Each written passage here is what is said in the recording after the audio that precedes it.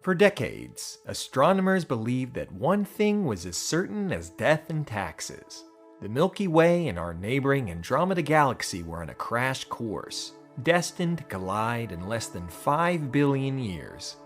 That galactic smash-up would spark massive star formation, scatter stars like cosmic billiard balls, and possibly throw our sun into a whole new orbit.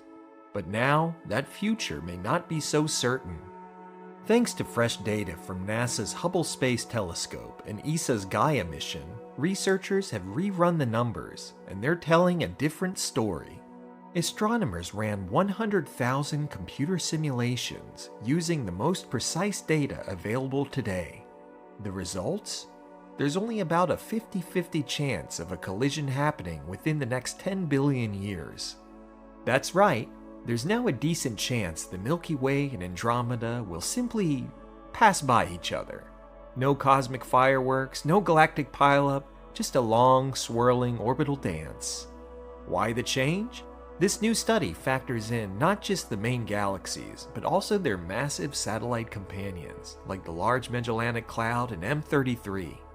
These smaller galaxies tug and twist the larger ones, disrupting the neat two-body collision model we once relied on.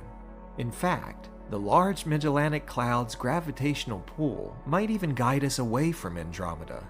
So, the universe may be saving us from a collision we were never going to witness anyway. After all, Earth becomes uninhabitable in about 1 billion years due to the sun's heat, and the sun itself burns out in 5.